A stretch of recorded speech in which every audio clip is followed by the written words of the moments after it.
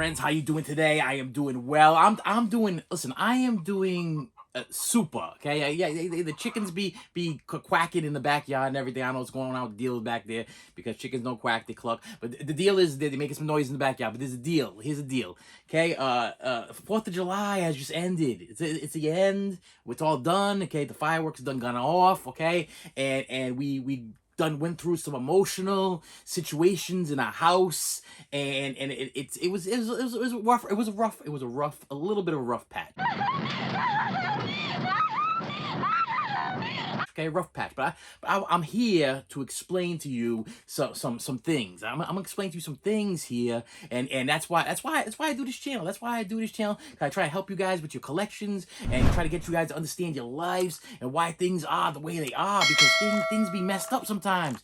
Things be messed up. And if you watched my video not too long ago, my rant video when I went ranting about the daughter that left because she wanted to go be independent with her friends. Okay, she's still out there. She's still out there being independent with her friends, all by herself with her friends, independent with her friends. Yeah, she's still out there. And then I had a conundrum. I had the conundrum. Yes, my favorite word to try to hype up whatever this situation is that I'm going through right now. I'm having a conundrum. I'm trying to figure out what's going on. What did I do? What did they do? What is the universe trying to tell me? Now I am gonna go in the past. I'm gonna go in the past about a couple months ago, whatever. I think it was a couple months, about a couple months, a month and a half ago, whatever such was, where I decided that I was gonna make that leap of faith and I was gonna leave the job that I loved for taking care of children for like almost 10 years. I took that leap of faith. I'm going back to that time. Okay, because I took that because Listen, when the pandemic hit, I decided I was going to have my nervous breakdown. I was going to buy myself a moped. But then I was afraid to drive the thing. I was afraid to take chances. I've been a portion of my life, I've been afraid to take some kind of chances with my life. Okay, I've been very conservative with the way that I do things, because I'm like, oh, what if this happens? What if that happens? Or what if this situation that I do ends up unraveling a whole time pothole? Maybe I'll be watching too much Back to the Future. Maybe I'll be watching too much Terminator 2 Judgment Day. Maybe maybe there are a lot of stuff going on in my life that are very much movie related, and I'm like, I'm about to mess up the whole thing. I'm gonna be holding up that picture, and all of a sudden people in my family are gonna be disappearing because of the choices that I make in my life. But what I'm starting to realize right now, it ain't all about me.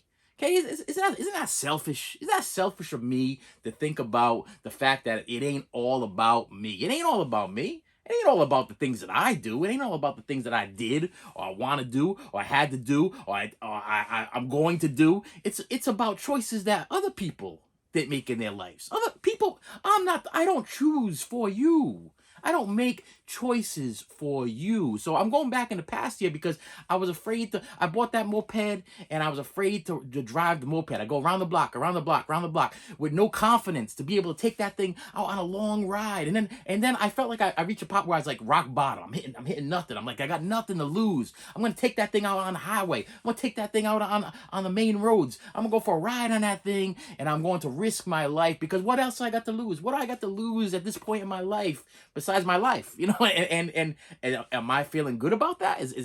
Are things starting to look good for me, or are they starting to go down? What's going on? Am I at a point in my life where I just don't care anymore? And this is the deal. I care, but it's about time I start living a life. I feel like I haven't been, like, my life has gone on halt. Okay, it's gone on halt. So the deal is that the day I took that leap and took off from the job that was making me have extreme leakage out the butthole. Okay, I was having butthole leakage, and I'd be spitting up blood, and I'm going to the bathroom, and I'm passing blood, and I'm all stressed out, and I'm throwing up every morning. Okay, and it just kept going and going and going every single day, because I didn't know what I was gonna be dealing with from time to time, from day to day, and it had nothing to do with my love for children. It had to do with people I had to deal with in my life. I just didn't know what was gonna happen next. And the deal is, it ain't up to me.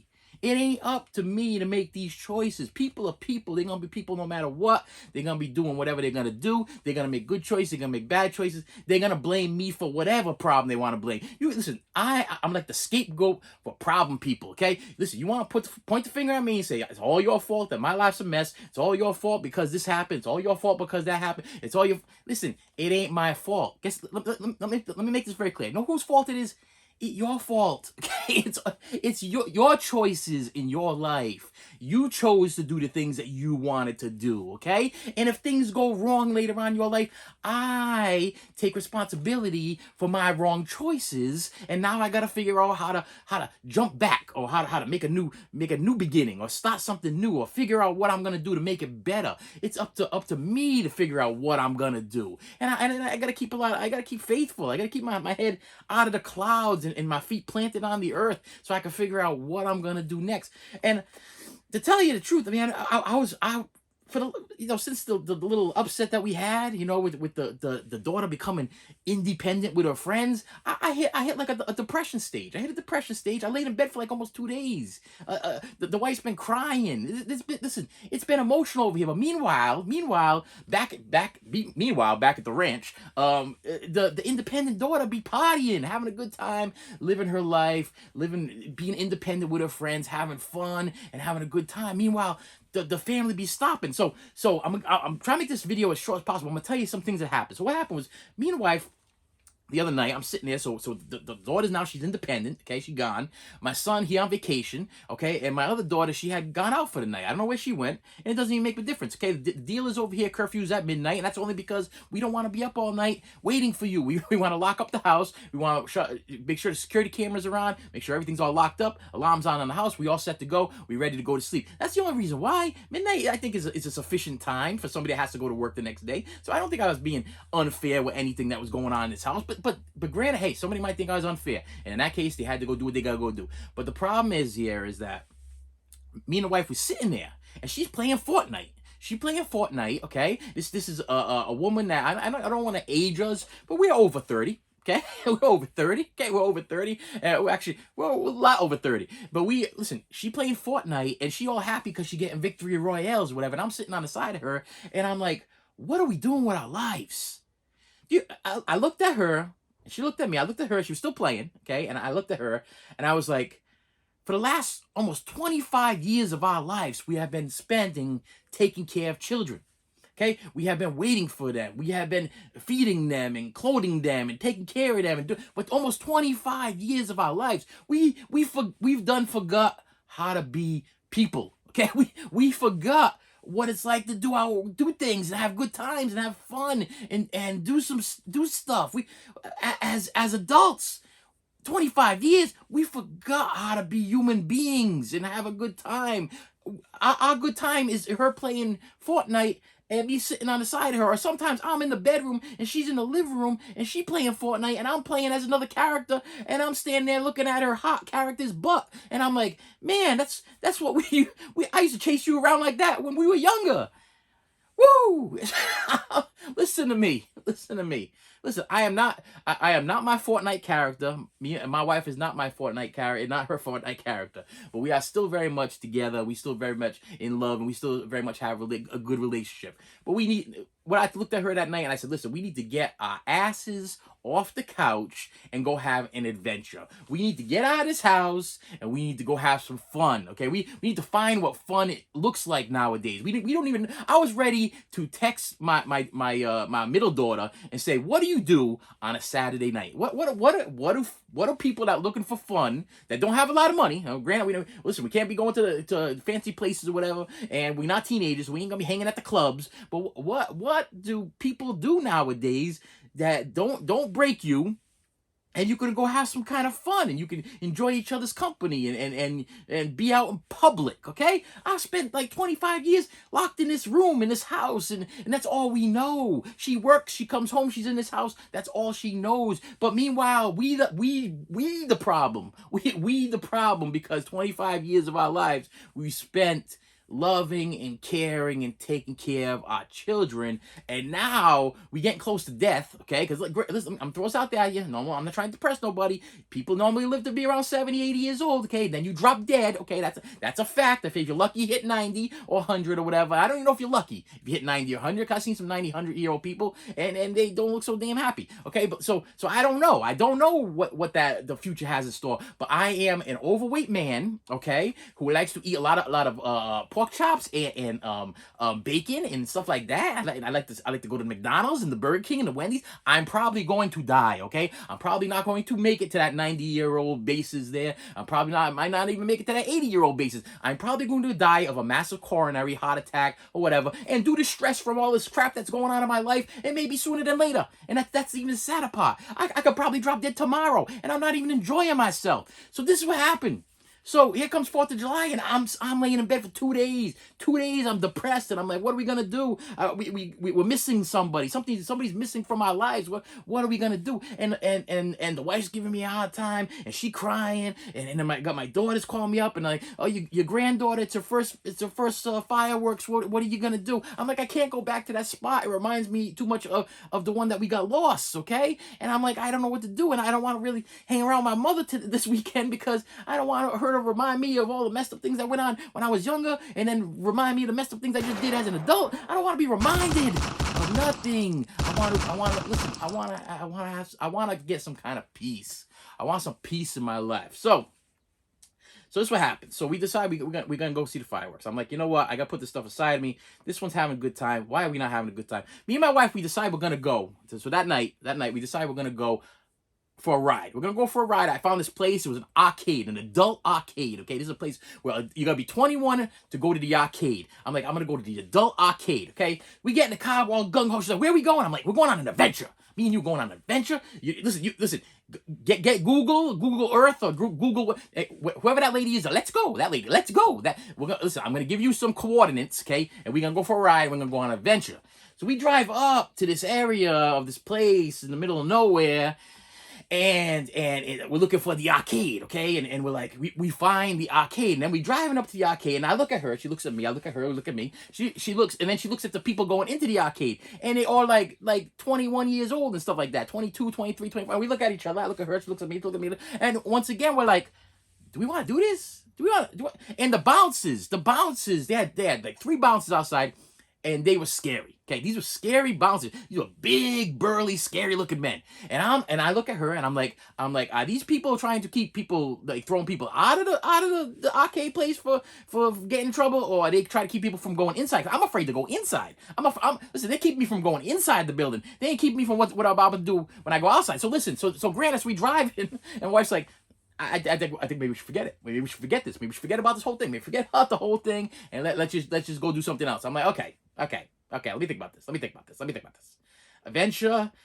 We're looking for an adventure. Should we just get out of the car and go? And throw caution to the wind and put everything that we know to be what's right and what's wrong, and just get inside this place and have a good time. And then she looks at me, and I look at her, and I look at me, and look at her, and we still looking at each other, and we like, no. Just keep driving. We ain't getting out of the car. I'm afraid they're gonna rob the car. Wait! We in a bad neighborhood. This is terrible. This makes no sense. We have obviously reached an age where we are like, we ain't taking no chances. We ain't stupid. I told my wife, I said, you know, when I was a kid, I used to live at these like rock clubs, okay? Live. I was there Monday, Tuesday. Anytime there was a band playing, I don't know who they were, what they were. I saw Nirvana. I saw Alice in Chains. I saw groups that weren't no groups before they before they became famous, because I didn't care who I was going to see, but I was happy being in these clubs, and there were fights and drugs and alcohol and people beating up each other, and I'd be sitting there shaking and scared, and I'd be in mosh pits and jumping around. I ain't that guy no more. I'm sorry. I don't know what's going on. But I was like, me and my wife looked at each other like, this is a bad neighborhood. Back in the day, I'd be like, this is good. This is where I'm supposed to be. This is where the party's at. But no, we didn't get out. And I'm like, let's go get some food. And I'm like, she's like, and we couldn't even be inventive about that. I'm like, where you want to go eat? And I'm like, any place you want to go eat, anywhere you want. And my wife, listen, when me and my wife dated, she could make choices. We've reached a point where she can't even make choices no more. Now it's like, what do you want? And I'm like, no, what do you want? I'll buy you anything you want. We'll go to any place you want, any food place you want to go. You pick it.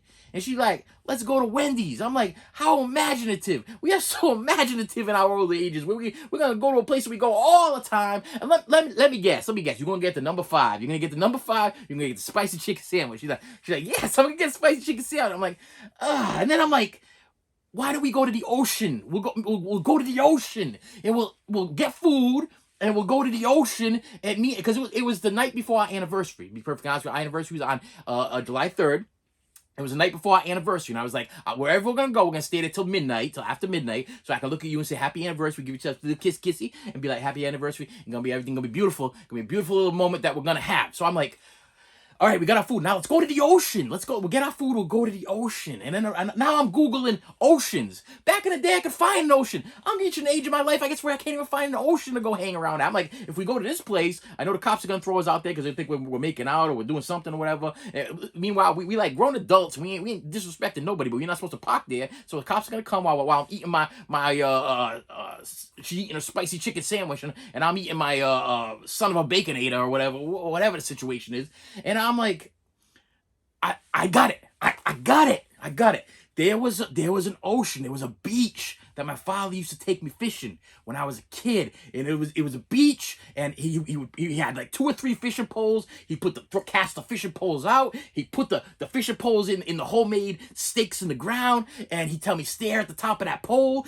Don't touch the pole. Don't touch the pole. Don't talk to me. We're gonna be here for like 12 hours. Don't say a word to me. We're gonna sit there. We're gonna look at the top of this pole. Don't talk to me for 12 hours. We're gonna sit here. We're gonna fish. We're gonna catch a fish. 12 hours. What are we fishing for? And my wife laughed about this too, because I told my wife, I said we used to go to this place to go get fishing bait, and we used to get sandworms and crabs, and that's what we used to get over at the bait place. And then we used to go fishing for tidhog. And she's like, "What's a tidhog?" I'm like, "A tidhog is a fish." And she goes, "Have you ever seen a tidhog?" I'm like, "No, my father never caught nothing." We went for years and years and years to go fishing, sat there for 12 hours on a bucket. We had to wait for the tides to change, this, that, and the other thing. Don't touch the pole. Don't reel in the pole.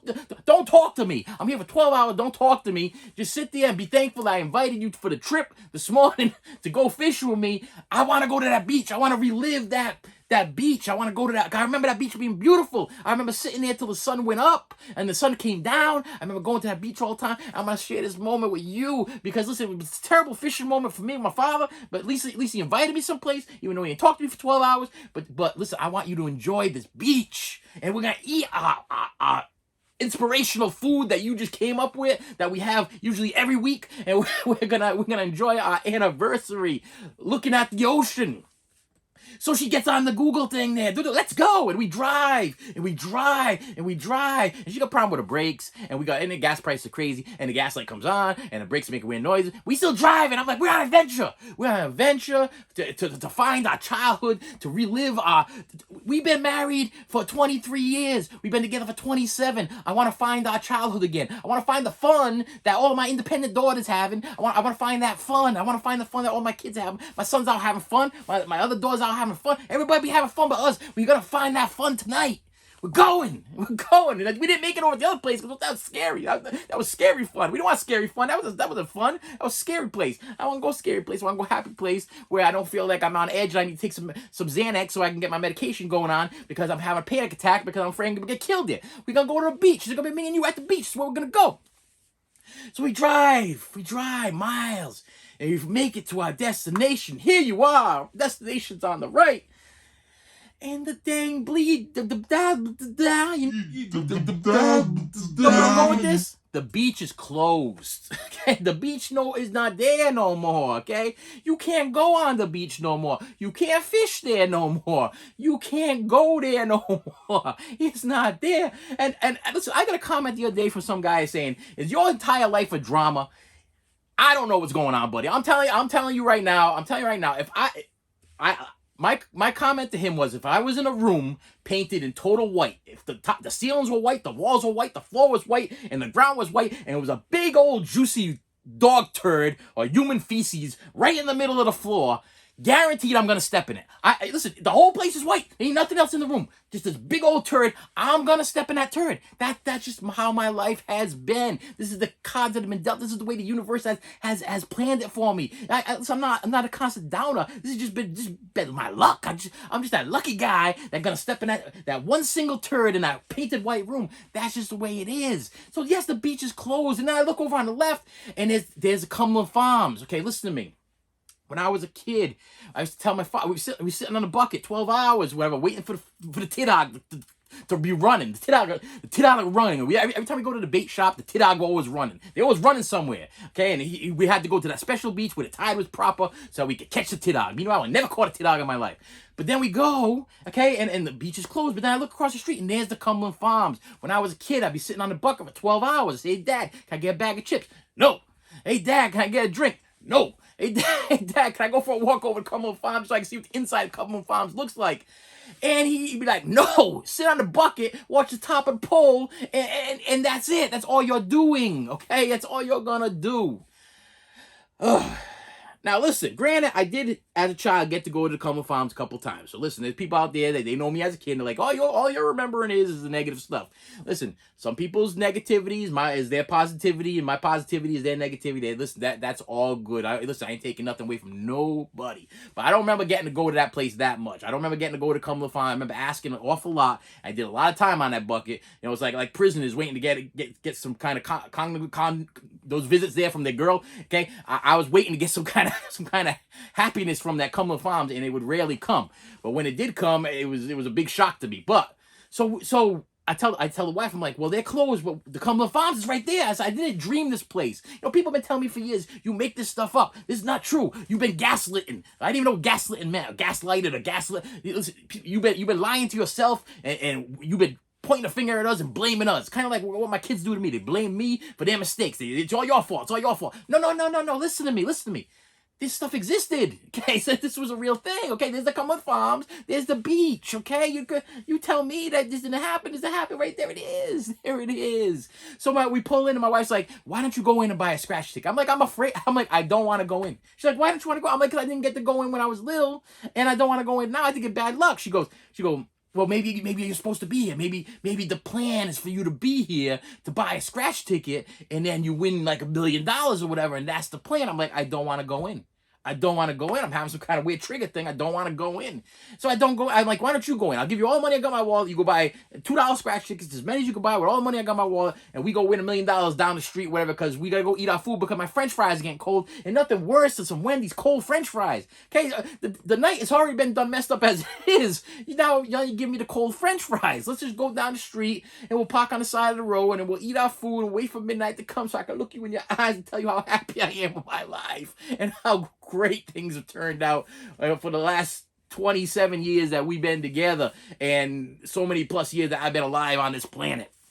Ain't mad at her. It ain't her fault. Okay, I love being with her. I love spending time with her. But man, I'm messed up. I'm a messed up person. All right, so with that said, yes. So we ate on the side of the road, and then some lady parked behind us. My wife had some kind of weird panic attack or whatever because the lady kept getting out of her car and walking around the car. And I'm like, what's the problem? I said, number one, we the one doing wrong. We're parked on a main road, eating Wendy's in the pitch dark, okay? And I'm showing you pictures of what a Tidog is supposed to look like. So because you're like, that's a funny name, Tidog. Is that a real fish? Yes. Hey Siri, show me a picture. Don't do it. Oh no. Shh. Because you know what happens when I say that. She'd be start yelling at me somewhere. One of my phones turned on. This thing probably stopped recording. Oh, man. Okay. Anyway. Wait. Hang on. I'm back. Yes, I just want to make sure it's still recording because every time I say that thing that I just said, I got like 5 or 6 devices in this house that just kick off whatever's going on and just start listening to me. Okay, I can't get anybody else in this house to listen to me, but these devices they always be listening to me. And my little special friend there who I cannot name right now, she be listening. She be like, how can I help you or whatever that is that she says there, but she didn't say nothing and she didn't shut nothing down, so we still good. So anyway, so I be showing her pictures of what Tidogs look like. Then she stopped panicking. We end up leaving, and then the next day is July 4th, and it's like, what are we gonna do? We go to this spot every year, but now we got this heartbreak. We got the wife, me. We got the heartbreak. The kids, the siblings, they got the heartbreak. The heartbreak's going, and it's breaking everybody's heart. But it's like, but does life stop? Life's not stopping for you. You being independent with your friends. Life's stopping for us because we being sad and emotional and wondering why. Like what? I'm still at that stage. That's what, right? What did I do? Oh, what? That's where I am with this thing. I'm like, oh, listen, I favored you. and I loved you, and I took good care of you, and I done messed up because I got the, like I tell her, I've been telling this story to the wife, and she's like, I'm tired of hearing it. I'm tired of hearing, I got the supersized with a Coke slap in the face. That's what I got. But I probably got what I deserved. Probably got what I deserved, and probably got what I think God wanted me to have, or the universe, or whatever you people believe in, because I'm starting to see different signs. Okay, number one, when I went on that ride on that moped, I drove to the place where I used to work, and I always wanted to drive there, and that was like that was step number one. Try to make it to this place on this moped. This was what you bought the moped for, was to drive back and forth to work. You were gonna save some money on gas. It was gonna cost you $1.25 to fill up the tank. So I finally made it there. When I got there, that one person, daughter in particular, was not there. She was out on lunch with her independent friends. She was out. Okay, so she wasn't there, but the other two were. And just like last night at this 4th of July thing there, the other two were indeed still there. And not only that, they invited friends, and they invited family, and it was my granddaughter's first firework thing there. So I was about ready to shut it all down. I was ready to shut the whole thing down. I'm like, no, I can't do this. I can't cope with it. I can't look at it. I can't see it. I can't smell it. Like, the sight, sounds, and smells are gonna trigger me, gonna mess me up. I can't do it. But then my daughter's like, but what about your granddaughter? What about, you're all messed up. Why are you all messed up? And I'm sitting there. I'm like, why? Literally laid in bed yesterday before we went about 7 hours. I slept the whole night, and I woke up in the morning, and I laid in bed until like 2 o'clock in the afternoon. Then I got up for like an hour in between just to get something, take some medication, and I laid down again, and I waited for the night to come. I was so depressed and down, and trying to figure out what. We never got let me make this very clear. Our anniversary was on the 3rd. I never got a message. I never got a phone call. The day after, 4th of July, we never got a message. We never got a phone call. So in my head, I'm like, why am I beating myself to death over this situation?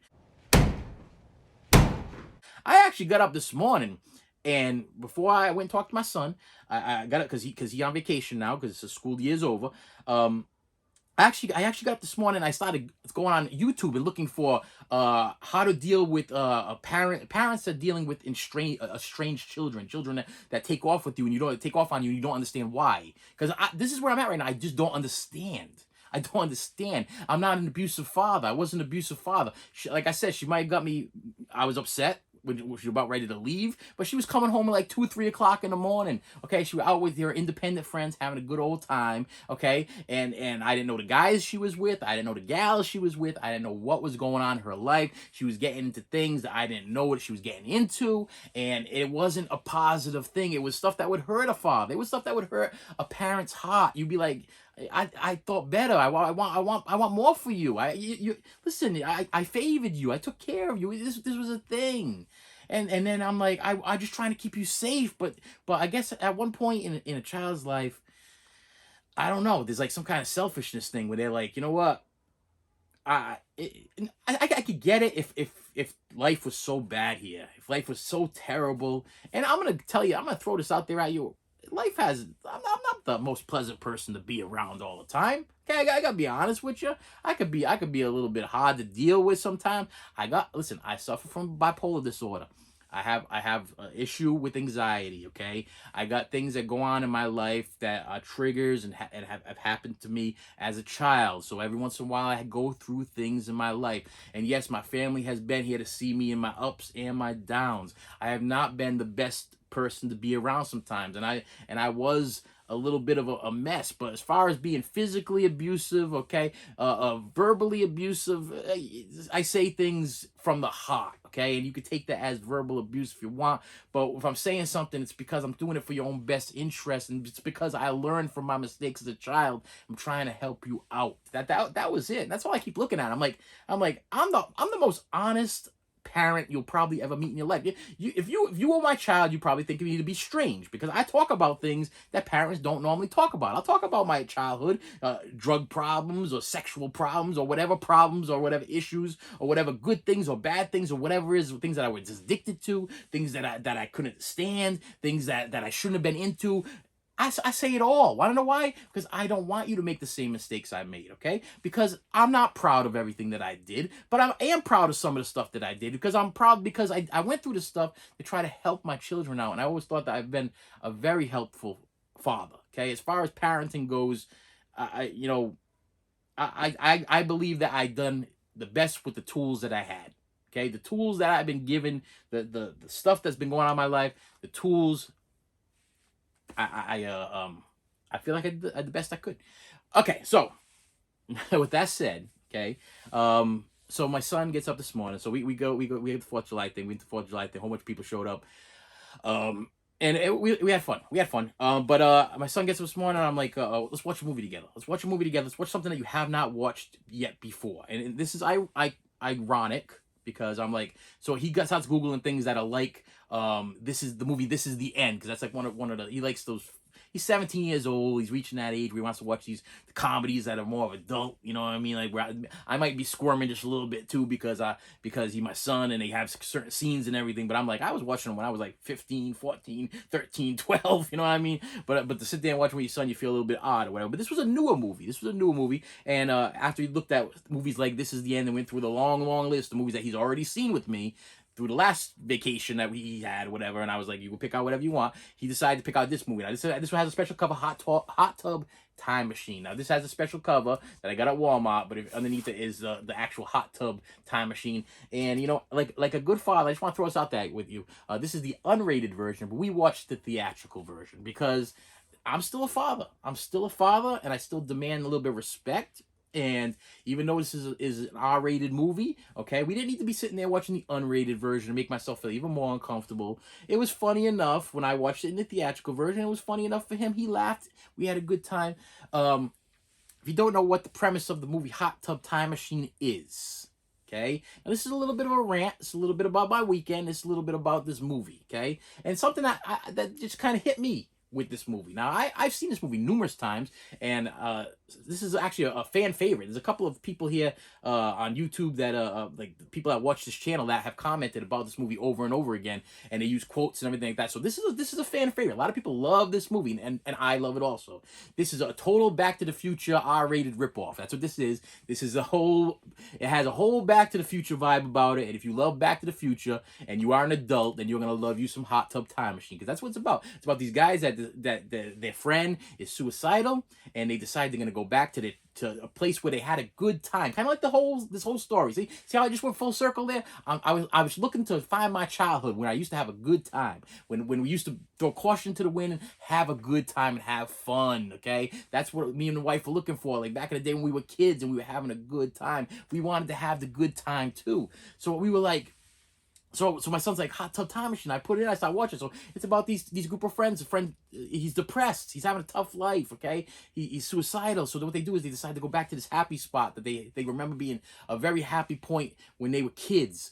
And they end up going to this time machine, They end up going to the hot tub, and the hot tub ends up taking them back to I think it was 1986 or 1985 or whatever it was, when they were kids again. And they have to, in order to not mess up the whole time porthole type thing, they're kind of like Back to the Future, because there's one character in particular that he wasn't alive during 1985. So if they don't redo everything that they did exactly the way they did it, they're gonna mess up the whole thing, and then this guy gonna disappear, and he starts glitching, almost like the picture from Back to the Future where the brother starts disappearing, the sister starts disappearing, and he starts disappearing, Marty starts disappearing. It's the same story. But as I'm watching this movie, okay, I'm watching this movie with my son. I'm like, I saw a rainstorm, rainstorms, like a whole vision starts coming to my head, and I'm like, choices in life, like I did some things when I was a kid that now my daughter's doing now, that now my son's doing now, and were they good choices, bad? What if I would have did this instead of that? That's now, instead of me sitting here I was laughing. It's a great movie. I love it. Laughing. My son's laughing. We're enjoying the movie. But then, with every movie, with every life lesson, with everything, there's like there's like a sign or something, somebody somewhere is trying to tell us something. Okay, now, I don't like to get all religious on you guys, start talking about this, that, and the other thing. You believe in whatever you believe in, but I'm just saying that the universe or whatever, if it's speaking to you, things are speaking to you, you might want to open your eyes to them and realize that something's speaking to you. And that's what this was about. This was about bad choices and good choices that they made when they were younger. And then one guy decides he's going to change everything, and then he ends up becoming, famous. And I'm not trying to give the ending away or whatever, but he decides he's going to change things instead of going with the same route that he was going with through the whole thing. And his one change ends up making everybody's life a lot happier, a lot more exciting and positive, and they have more money, they got more, their houses are more beautiful, and different things. Listen, I'm not all about the materialistic things, but I'm about the happiness. Like, where the happiness at? When am I gonna discover the happiness? So why are me and my wife looking for the happiness again? Why after 25 years of children taking care of us, the children take care of children, 25 years or so, are we now looking at each other going, why don't we know how to be people no more? Why, what did we do, man? We used to be fun. We used to have fun. We used to be young. We had fun. We did things and we had fun. Why does that have to stop? Why? I know it had to stop because we had to grow up and we had to take care of kids. But now that our kids are having kids and it's their turn to be kind of like us, why are we stopping our lives and being like sitting here and just waiting for what? The end? Is that what we're waiting for? We waiting for the end? Or should I, and should she, or should we, okay, as a couple, and a couple that I may add have been very happily married and been together. We just did our 23rd wedding anniversary. 27 years together. 27 years, over 2 decades, almost 3 decades. Is that right? Decade? Am I talking right? Almost 3 decades of our lives together. Why are we sitting around waiting for nothing? That's what are we waiting for? What are we waiting? Let's go have some fun. So the plan is we're gonna shoot after that little arcade extravaganza one more time. But I think we're gonna get out of the car this time, and I think I need to start realizing it's time to take a couple more chances again. Time to take some more chances. It's time to get off that bucket at the beach. It's time to stop thinking about things I should have, could have, and would have done. I need to get the butt off the couch or out in the world and start doing some stuff. You know what I mean? Like, I talked last time about doing stand-up comedy, and I got a couple of comments, real cute little comments there. They were like, "Oh, if this is what you plan on doing on stage there, I'm either gonna have to be really drunk or I'm gonna want my money back." I thought I really enjoyed that, but I thought about that one. I'm like, well, there's a few things here. Now, number one, I'm not doing stand-ups while I'm sitting here. I'm talking to you about my life. Okay, my stand-up probably a little bit different. I'll be talking about my life, but then it'll be a little bit different because I'm gonna pick the more fun things. Okay, what I'll do is I'll watch all my videos and the good comments. I'll be like, that's funny, that funny, that funny. I'll use all of that. Okay, but then on top of that, if you need to get drunk in order to enjoy me, then the club owners are gonna be loving me. They're gonna be loving me and be like, listen, I'm selling myself a lot of liquor right now because this guy he be bombing up there, but these people need to be really drunk to be laughing. Listen, I guarantee I'll be making you laugh because I've been doing this crazy life for a long time now. Okay, and I got a lot of material, lot of material. I just gotta figure out how to organize it, put it together, write it down, and figure out how to make it a thing. And that's probably my next step. And then I got another thing. I got another thing in the works that I'm working on that gonna be bigger and more exciting. And this channel is another thing that needs to be blown up. Okay, it needs to be blown. Listen, I going crazy on the TikTok. You know what the funny thing is? I'm trying to get the 1,000 viewers on the YouTube, and I'm blowing up on the TikTok. And that's not even what I want. I don't even care if people watching me on TikTok. But then for some reason they're on TikTok watching me. They're on Instagram watching me. But for some reason, listen, I looked at my thing. I got 57% or whatever people or whatever that subscribe to this channel, that are watching this channel, and I got 40-something%, whatever it is, that have not subscribed. If you are one of the 40-something% that have not subscribed, please do me a favor. Hit that like button. please hit that subscribe button, and I will see you later.